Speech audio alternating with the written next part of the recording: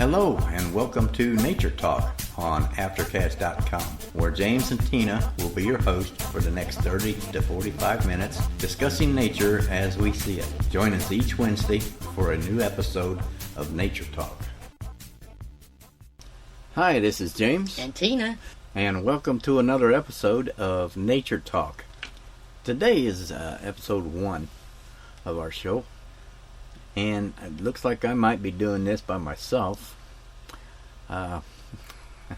Be my guest. There you go. I knew I'd get something out of her there. But anyway, we just been kind of tossing around different ideas and things about how to go about the show. And well, we do have a couple of ways for listeners to contact us. One of them is email, and that would be naturetalk@outlook.com. And also we have a phone number that you can call, and this will take you into where I can record you from the phone call if you wanted to talk about something or give us some kind of information, feedback, or whatever. And that is 937-381-9343. And that number will ring into either the studio or to my personal cell phone. And either way, it can be recorded from there. Or if you don't want to record it, just let me know and we'll just talk to you. But the idea of this is to find out what people see when they're out with their cameras. Now, we do some geocaching, and we take cameras with us, either a regular camera or a cell phone, or Tina has her Nikon? Canon has her Canon, and we take a lot of pictures of the nature out there. And that's where we got our other show, Hiker James Aftercache. That's on aftercache.com. Same as what this is on. We're just kind of using it as like on the travel fleece. This show is on the just kind of like for the ride. So that way we don't have to go through a whole lot more of a changeover.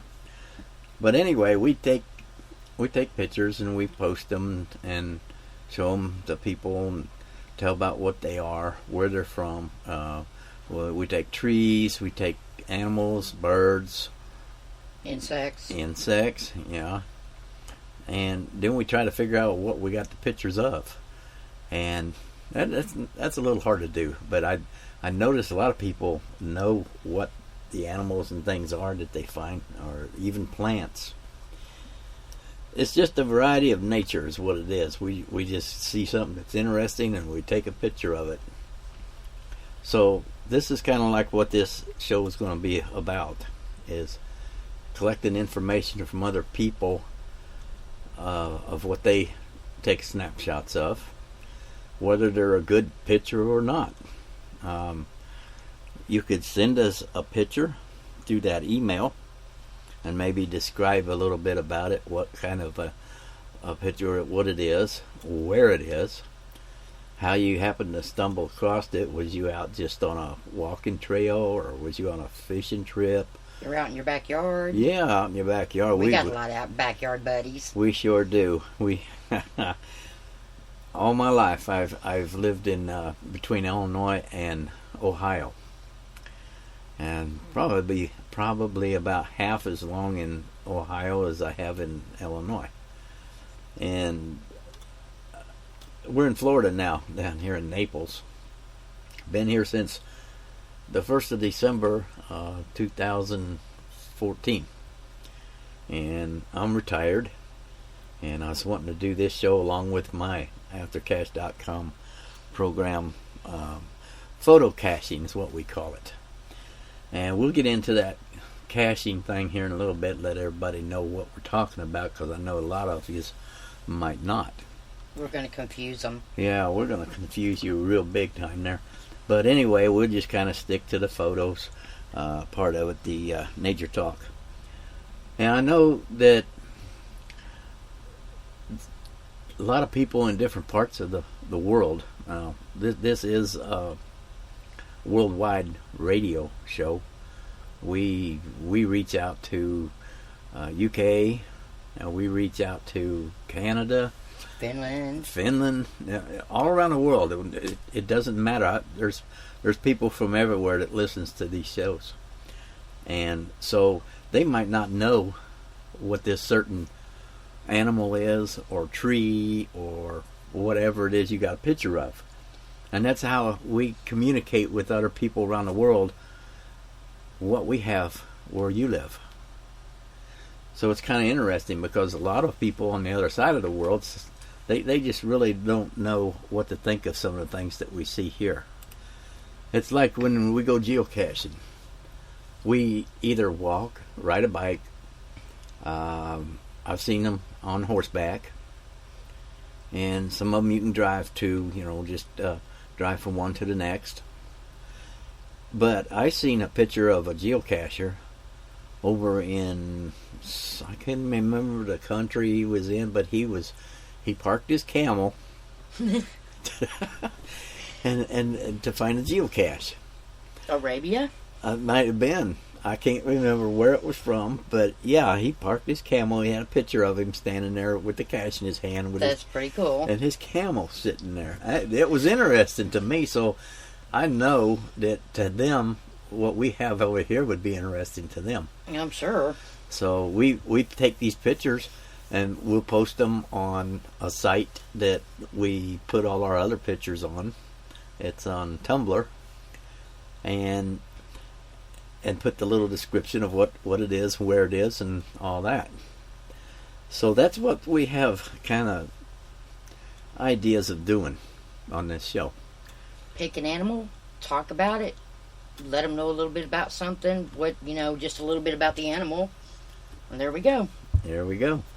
Now here, we don't even have to leave the house, and we got raccoons, we got foxes, panthers, bobcats, bears, gators, squirrels, rabbits, and turkeys. Weird kind of birds. The egrets. Guinea pigs. Guinea hens. Alligators. You name it. And I've seen more in this 4 months that I've been here in Florida than I have in my whole life. I was shocked just to see a panther. That's the first time I'd seen one. Well, these panthers down here, they treat them like kings. They keep a tally on how many get killed a year. They do, because there's so few left.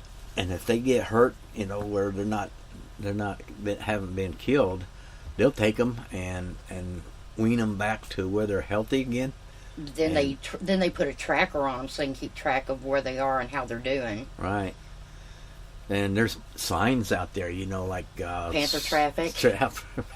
Panther traffic, just like deer crossing, and it's really something to see a different state, and we're only 3 states away from Ohio. A lot different here, isn't it? Totally different. I mean it. We've got rattlesnakes down here. 3.5 feet, 5 feet long, real big around, and very, very frightening. The alligators get to be 15, 18 foot long. Yeah, they can get pretty big. I got a picture of one, and I was probably 30 feet from it. He was up on a rock there in the canal. Mm-hmm. And I got a good picture of him laying up on the rock with a big, was that a snapping turtle? Yeah, big turtle was laying right next big to turtle him. Laying right next to him. And here, the coons and the raccoons and the foxes, they don't like each other too well. No, the raccoons chase the poor fox off. But the fox will stand up and want to fight the cats that we have. It's a dog-cat thing. Yeah, I mean, look at it this way. Did you ever see a cat when he's getting ready to pounce on something? He arches his back, and this is what the fox did. And the cat just thought he was making a new friend, walking towards it. And I started walking toward the cat to get it back, and I scared the fox off. But that fox froze stiff for 3-4 minutes. Yeah. While that cat was eating some grass out there in the yard, You know, we let them eat the grass a little bit, and it started walking toward that fox, and I never seen it. Looked like a picture of a fox. It didn't look real because it didn't move. It was really still. I think he was thinking, well, maybe if I don't move, you can't see me. Yeah, but as the cat moseyed on over towards the fox's back arched more and more and more. And I had finally yelled, and the fox took off, and then the cat wanted to go see where it went. Yeah. So I had to go get the cat and pick it up, carry it back to the house. And this is only, 50 feet from the house to start with. Yeah. Yeah. 45, 50 feet. Yeah. And the birds, the blue jays. Oh, they're mean too. Oh, you talk about the blue jays will fight the raccoons. They dive bomb them. Oh yeah. It's kind of funny. Yeah, it is to watch them. We just sit and watch it all day long, and it's comical. But speaking of fox, we was talking the other day about how big the raccoon is compared to a fox, and our raccoons are actually wider than our foxes and almost as tall. yeah. It says, I was reading something today, it said that an adult gray fox may weigh anywhere from 7 to 13 pounds. And that's it. That's all. 7 to 13 pounds for a adult gray fox. Wow. Yeah. That's why they look like babies almost. Mm-hmm. Yeah, they're not very big. And it says that they can measure up to 40 inches, including a 12-inch tail. Hmm. So they're really not big at all. You'd think they'd be a little bit bigger than that, but our coons are as big as the fox is. I get a kick out of the way the fox tilts his head sideways when he looks at It's you. real curious. Like, what are you doing? Yeah, they'll only let you get maybe 20 feet from them, and that's it. Oh, I found out something else about a fox. You had told me this, and I just looked it up a while ago. The gray fox, sometimes referred to as a tree fox, can scramble up a tree quickly. It is the only member of a dog family capable of climbing. Wow. And also, it has retractable claws. Yeah, that was another thing I thought was odd. It can climb trees and it has retractable claws. And very odd. The way I read one article one time, that they don't go very high, but they'll go out on the limb. And, yeah. Yeah. Now that'd be something I'd like to see, a picture of a fox climbing a tree. Yeah, that'd be nice. That'd be pretty cool. And the raccoons, they'll climb the trees in no time. Oh, yeah. They'll just scramble up that tree. They'll chase. One will get mad at the other, and the other one climbs up the tree just to see what they're going to do when they get up there. Mm-hmm. And the other one will sit up underneath it, sitting there squawking at it, and so the first one can't come down. Oh, also, we have them, what do you call that? Pileated woodpeckers. Pileated woodpeckers. Yeah. Now, the regular woodpeckers, they're nice to watch, but the pileated woodpeckers are huge. Oh, they're very big. Right. They're about the size of one of them little buzzards or whatever they are, flies around. Crows. Yeah, they're the size of a crow.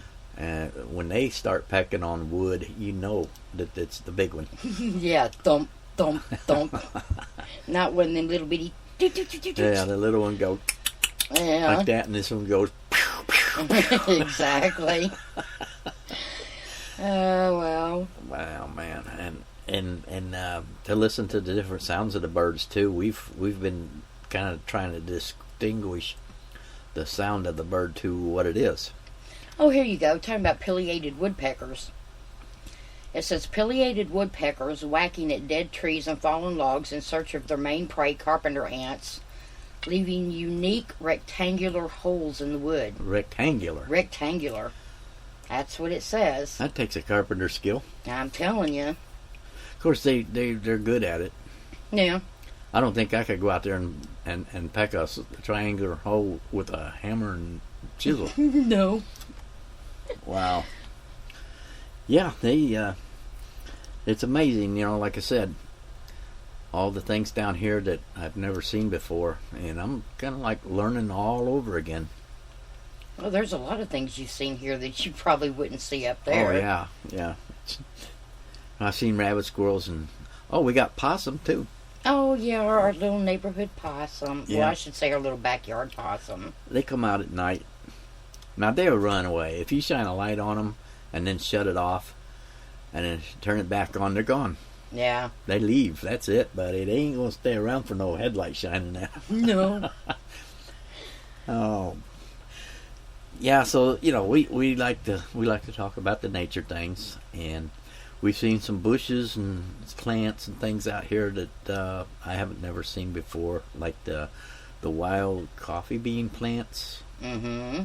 and the wild berry plants and Well, I know you've seen the Melaleuca trees. Melaleuca trees. Yeah, the paper trees. Maybe we had some of them up in Ohio, and I think they had them in Illinois too. Well, those are some kind of odd trees, too. Right. I had no idea what you was talking about until Yeah, I here they're seen called it. Melaleuca. Melaleuca and paper trees.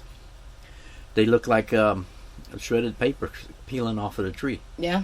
Yeah. And that's about how they feel, too. And they're white. Mm-hmm. I imagine they probably used some of that to write notes and stuff on back in early days. You never can tell. Right. Where we're at, we're only 3 feet above sea level. Don't that sound fun? My GPS said we was 12 feet below sea level. Yeah, your GPS was wrong. You had to look that one up. I sure did, because I told somebody that, and they laughed at me. Well, I kind of looked at you like you was a little bit out of your mind, too, but Well, 3 that's what feet. your GPS said, I know. 3 feet though, and a good rain. Wouldn't take much to flood the place out. And Oh. you said that the yard here it gets flooded a lot. During rainy season, yeah, it floods pretty good. There's no dirt here, All sand. all sand.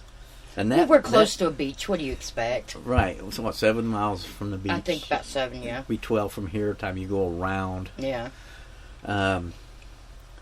Right, not too far from Marco Island. Oh, yeah. And so that Naples Beach area is the beach that we're from, or that we would call our beach. And that was interesting. Went down there and seen the pier, and boardwalks. I like the boardwalks. Wow, I haven't never seen a boardwalk, except in pictures. I don't think I've even seen them on TV. It's pretty nice, though, aren't they? Oh yeah, you can walk for miles. Some of them are 3-4 miles long. Yeah. And they branch off and tee and go different directions. And while you're walking on it, they zigzag back and forth because they didn't clear the trees out to build it. They built it around the trees. They did. Yeah. So, real. I know we got rid of our bikes before we moved down here, and I kind of wish that we had some now because that would be nice on the boardwalk. I don't think they'd allow your bikes on a boardwalk. There's people, they we've passed a lot of kids on bicycles. Okay. And skateboards. They have to really yield to the pedestrians though, and it would be a whole lot easier to ride around. But there's so many walking trails around here, acres of walking trails. Mm-hmm. And they're nice for a bicycle too. And there's no sign that says no bikes.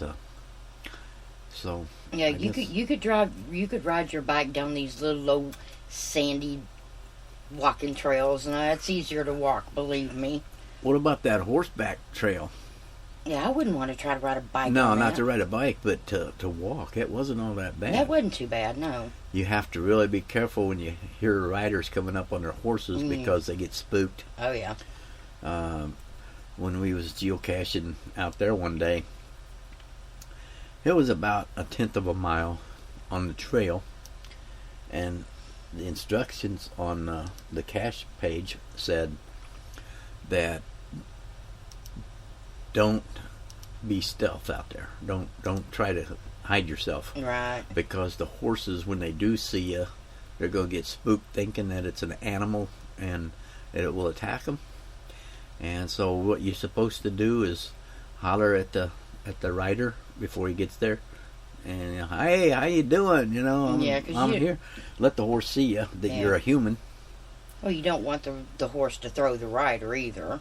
Well, it's like us, if we're walking down through the woods, in the middle of the woods, and we hear something rumbling in the bushes, and we'd want somebody to holler at us to let them know that they're human instead of running from what we thought might have been a panther. Yeah. We get real still when we hear that. Is it a panther, a bobcat, or is it just another person? Right. At nighttime? Oh, we don't go out. No. We don't go out. No. We're in the middle of the woods. Yeah. We're on a 9.5 acre of, well, not all of it's woods, but I would say 6 acres is woods. Well, and the rest of it's cleared out. Yeah. Yeah. But we like it here. As far as all the things that there is to do, they've got the airboat rides, things like that. Yeah. Take a tour through the Everglades. The national parks, Mm-hmm. state parks, not national, but state parks. Seminole State Park. Yeah. Seminole, we was out there, and they all the parks charge you to go in, different prices. It's like the Seminole was $5 a car, and you could have 8 people in that car. You could take a van in there with 16 people, and it only cost $5. But then the other park cost what was that? $12 a piece. A person. And it's good for the whole day. Actually, that one's good for 2 days because they figure if you get rained out the first day, they don't have to refund your money, but you can go back the second day. Okay. Then the other park is $6 a day. I think it was $6 a person on that one. Yeah. So, but once you get out there, there's hundreds of acres. A lot to see. And trails. They're all trails out there. And people are seeing rattlesnakes. They're seeing alligators. The one has a lot of different birds at certain times of the year. Yeah, I know you was wanting to go to that one. Yeah. But that would have been the $12 one. And we just didn't have it in us to go to that. We even had someone offer to pay our way if we'd take them. But they didn't have the money, I don't think. Just like us. Yeah. We really didn't have it at that time. We could have, by better chance, been able to pay their way in. Yeah. As to them paying for all 3 of us. We'll have to go next year, though. Right. Okay, well, let's say, now we've talked quite a bit here about this. Let me throw in just a little bit about what we was talking about, the geocaching, just for a little short here. Geocaching is a worldwide treasure hunt that for any age. It ranges from, I've seen people as young as 4 years old up to, what was the one lady's? She was like 78. I think there was one a little older than that. Might have been. And anyway, it's just an outdoor family game, or single if you want to just go by yourself. And it's used with a GPS. Most of people have a handheld GPS or a smartphone or a Android. But if you want to check it out, we're not going to be bringing too much of this into the show. But if you want to see what we're talking about, go to www.geocaching.com/guide. And geocaching is spelled GEOCACHING. So geocaching.com/guide. And there it will tell you anything you need to know about what this game is all about. I know a lot of people. We've asked, do you know what geocaching is? Oh yeah, I've heard of it. Yeah, okay. So anyway, that's what I wanted to at least let people know, that what we were talking about a while ago, they could go up there and see what we was doing. Mm-hmm. And there's a free membership, and then there's a premium membership for, I think it's $30 a year, but it's your choice. So when we say that when we was out geocaching, maybe you'll have some idea of what we are doing, and it's fun. I've been doing it since 2011, September 2011. So I've been in it for 4 years almost, and I think you've been in it for 3. Something like that. Mm-hmm. So I think so, but I'm not way quite behind 4. you. Not quite 4 because your daughter introduced me to it. Mm-hmm. I asked her what it was. She said, "Look it up." Yeah. Nice thought. Nice, huh? Yeah. It was too long to try to explain to it. I was on chat on Facebook. It's easier to look up. You get a better idea anyway. Right.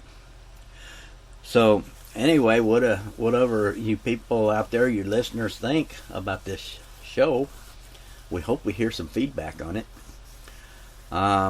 If you want to, even, you could send us a comment on a voice message. Now, this is off of my aftercash.com show also, but the voice, if you go to www.speakpipe.com/hikerjames. That's spelled HIKERJAMZ. That'll bring up a website page that you can just click on record, and it's 90 seconds. You can record it, you can replay it, you can delete it, you can send it, or however you want to do it. But if you have more to say than 90 seconds, you can send the first 90 second and then go in and send another one behind it, so I can get both of them to finish the story. That's just another option of how you can contact us. Also, later on, probably next week, we'll have some more places where you can go to get a hold of us. But right now, the main thing is that email, which is naturetalk@outlook.com. And the easiest way, if you want to call that number that we gave you, that's 937-381-9343. And I think that we'll probably take that call between 9 a.m. and 5 p.m. Monday through Friday. How's that? Okay. That way it gives us a couple of days we don't have to carry our phone around. True. Because what that does, when you call that number, that comes into my Skype, and if I'm not on Skype, it will automatically ring into my cell phone. But sometimes when we're in the house, that we can get a signal, and the phone will ring, but I have to run toward the door to answer it. That's pretty bad. That's how low of a signal I have here. I go outside, I can hear good on it, talk good and everything, but it's inside. We're living in a motorhome, and we've got that parked here, and all the aluminum that it's made out of Kind of messes up your signal. Right, and even it's sitting at the table or at the couch, the windows. I imagine if I put my ear up to the window with my phone, I could probably answer my phone, but it's just easy to get up and walk over to the door and step outside. Temperature down here is never too cool that we can't just run out the door. Through the winter, I think the most it got down to was 45 or something like that. I think so this winter. Yeah. It's actually been down to 28 before, though. Well, before, yeah. So it does get cold once in a while. Not very often, though, huh? No. So 40, 45 degrees, a lot of people say, wow, I wished it was that warm here. Yeah, the sad thing is they don't realize that 45 degrees in a very damp climate is really cold. Right, it is. There's been a lot of mornings. We just got a space heater for heat because we don't need anything else. We don't need the central heat. Thank goodness. And, we just turn it on in the mornings and take the chill out, and we're done for the day because as soon as that sun comes up, it's over. It's it. like an oven. That's it. Yeah. Let us know what kind of living conditions you have wherever you're from, what part of the country you're from or state, and let us know what kind of weather you have through the winter, how your summer is. What kind of cool animals you have. Yeah, the animals. Wow. We just want to share all that stuff with all the listeners. And like I said, it's interesting. And if you're a nature lover, this is the place to listen to. Yeah, you'll keep them busy, won't you? Yep. Now I've got this. You can hear this anytime. It's archived. We do this pre-recorded, so that way it can be family friendly. That way, no callers call in and start saying just anything. Yeah, we don't need that. We went through that before, and I had to quit. Yeah. Because we had to shut down a whole show one week because of some spamming phone calls and. And unfortunately, because some people aren't mature enough to stay on the subject and not get nasty about things. Yeah. Luckily, not too many people are like that, but there are some.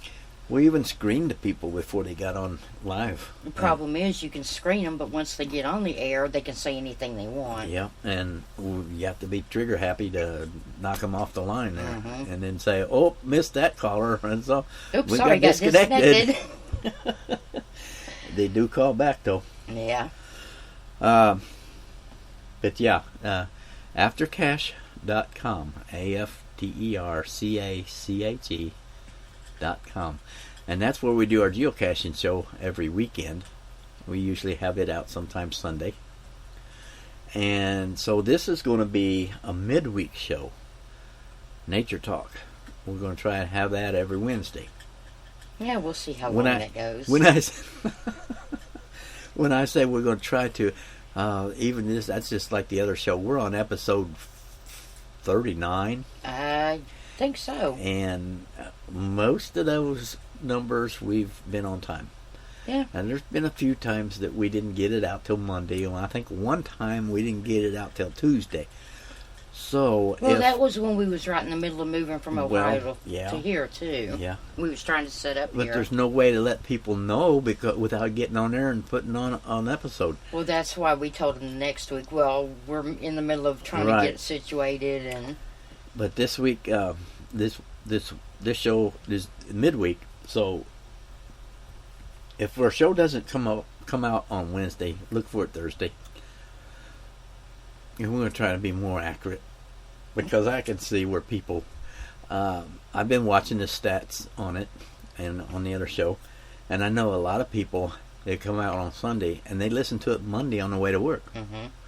Well, if it's not there Monday, they don't have time Tuesday maybe. Well, too, you get used to having something at a certain time and you expect it there, and then when it's not, you're thinking, well, what happened to it? Right. Is it another day, or you just don't know. Now, Open Cache in North America. This is a website that does blogs on different things. We're going to we're going to get some advertising together too, because on the other show we had probably 4 minutes of advertisement, maybe not that long total. Yeah. We're going to do some advertising on this show for some people that's into nature somehow. I don't know what, but we can find something like we're we did in trial and error mode. Yeah, trial and error. It's it's like geocaching. We there was a lot of places that we could do some ads for people. FTF was the first to find magazine out of the UK. Yeah. We advertised for them. Open Cache in North America. Hey, let's get National Geographic. There you go. I bet we could. I'll write that down. I might. Hey, we got fox and raccoons and. I'll get a hold of National Geographic and see if we can work up something with that. Show them all of our pretty pictures of our fox. Yeah, and just to have a little ad about them. But yeah, this show we relaxed. We're not one of these radio stations that blah blah blah. I'm not professional. No, I'm sorry. we're not professionals. We are laid back, big time, and we make mistakes. But we have fun. Even on pre-recorded shows, we make mistakes, and sometimes we let them go. Oops. We did have a one show on well, it was called Hiker James / Crazy Critter 1966. That was them our geocaching names, but then we changed it since we started coming out with this. We changed our shows to photo caching because everybody knows we take our camera with us when we go geocaching. And no, I don't just take photos of geocaches. Sorry, yeah, folks. she takes pictures of the nature, and I take pictures of geocaches. There you go. So we call, instead of calling it geocaching or photography, we call it photo caching. Works for me. And this show is just called Nature Talk because that's what we're doing. We're talking about nature. So, let's see. We've been in it about 37 minutes now. No kidding. Yeah, time flies when you don't keep your eye on it. Okay. Let's see if I've been leaving anything out that I wanted to get on here. What, other than our fox is confused? They're nocturnal animals, but ours comes out during the day. Yeah, that's right. So do our raccoons. Right. Then the raccoons and foxes are out all day long, back and forth. And then a little bit at night. Yeah, a little bit. And the deer. Oh, yeah. Now I've got a trail cam set up on these deer. I'm waiting on this one. Oh, wow. And there's 3 of them. Well, there's more than that now. There's like 5. Well, I know thinking. The 2 male that I've seen have pretty good sized horns now. Yeah, they just had a little bump on their head when we first started catching them on the trail cam. They're growing fast. And one's pregnant. Very. Oh. Now, what I noticed the last couple nights that I've got my pictures on it, she's been laying down. And breathing pretty hard. Yeah. Getting close. Yeah, so we might even accidentally, hopefully, get the birth of a baby deer on film. Oh, that'd be so cute. As long as the other deer are standing around moving enough to trigger the camera. I'd hope that there's not enough movement from the female to trigger the camera. Yeah. Because that'd be hard to watch. But anyway, I've seen a few births of deer, and it's amazing because the one deer I watched this on a video that a lady took in a park. She was getting ready to get in her car, and she heard some commotion over in the bushes. And she got her camcorder out and started videoing this deer having a baby. And the deer was cleaning it up and everything. And all of a sudden, this little, Oh, come on now. And another deer fell out. Baby deer fell out of her. Yeah, okay, that was weird. And she kind of jerked a little bit, like she heard that noise, when it hit the ground. And she turned around, seen that deer, and she started scrambling to clean helping that one out and everything. And then that other deer cried a little bit, and she jumped like a rabbit. Yep. I mean, she just completely did a 180 there. And she was trying to keep both of them together, but the one seemed to wanted to walk off. Yeah, and it was really comical though, because she'd go back and forth, she'd flip back and forth to help clean them up, and so they it's going to be nice to see. But yeah, them horns on the males, like I said, they just started out with a little bump on their forehead. since I started. When did I do that? Starting that about the 1st of January. I think so, yeah. And somewhere in there. Now the horns on that one is probably 10 inches tall. They're growing quickly. And there's another set of horns coming off already. So, I believe they call that an 8-point or a 4-point, 2 on each. I believe that's where they do it. They double it. Don't get me lying. Yeah, I don't know. Maybe somebody knows. Send us an email and let us know, how do they count the points on a deer? That would be interesting. Well, they probably go 1, 2, 3. That one's got 1, 2, 3. Oh, that's got 6. But there's more. Do they count both horns as how many points are on each one, or how do they do that? Maybe. Somebody let us know. I'd be interested to we're discuss. a wildlife show. We're supposed to know this I stuff. know Look it up. Well, you said we're just kind of crawling through this with our eyes closed. So yeah, true. We're learning. This is how we learn. People send us this information that knows. And we look it up too. Huh? Share your joy with us. So anyway, that's we're about ready to call this the show for today. We've been in there now for 41 minutes, so we got to do the ending of the show. And I don't know what would we say at the end of this show? Good question. Can't say catch you later now, can we? All right, see you later. All right. See you later. All right, we'll just say see you later. Everybody have a good week and be careful and find some photos and send it to us. Okay, all right, this is James. And Tina. See ya.